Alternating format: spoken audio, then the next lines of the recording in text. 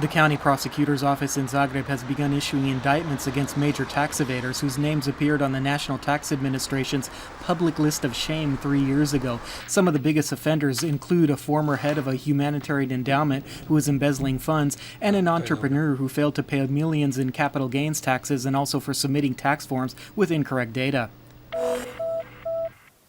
In contrast to last year's heavy rainfall that often caused flooding, this year farmers in eastern Croatia are dealing with a drought that has lasted for 60 days now. The prefect of Požega Slavonia County has declared a natural disaster there as a result.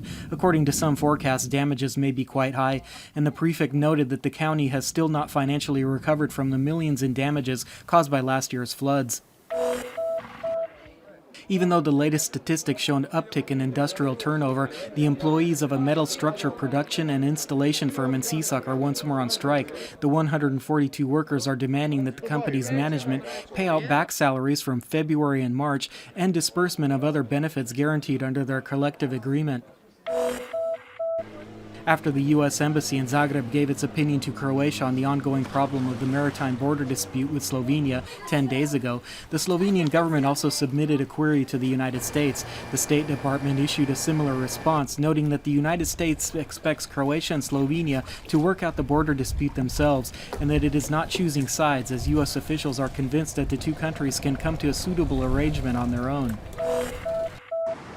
In news from the wider European Union, after a long night of negotiations, Greece and its international creditors reached an agreement on a multi-billion euro assistance package to the beleaguered country.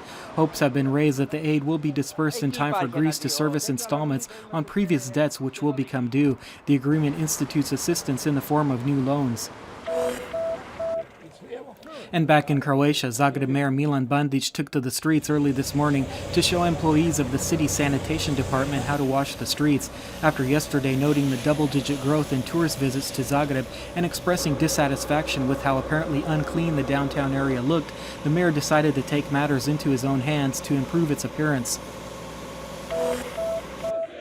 In sports, in the domestic Premier Soccer League, Split's Hajduk secured its first victory of the season in an away match against Zagreb's Lokomotiva with a score of 2-1.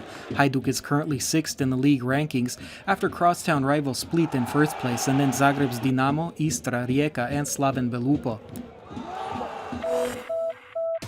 And finally, the weather forecast for the rest of the day. Skies will be sunny, accompanied by hot conditions in much of the country, although Dalmatia and the northern highlands adjacent to the coast can expect some instability this afternoon, with a chance of rainfall or even thunder showers. Winds will be mostly light in the interior, while light to moderate Scirocco and southwesterly winds will blow in the Adriatic. Bora winds will blow along the coastline overnight. The sea will be tranquil or only slightly choppy, and visibility will be good. Today's temperatures will generally range from 30 to 35 degrees Celsius. Sunshine and hot to very hot conditions will prevail inland over the coming days, especially on Thursday and Friday. Conditions will not be entirely stable in the western highlands tomorrow, so there will be a chance of occasional showers. It will also be sunny and hot on the coast in the next few days. Some moderate cloud buildup in Dalmatia tomorrow will bring a chance of brief showers. Light to moderate westerly and northwesterly winds will blow, which will turn to a southwesterly on Friday.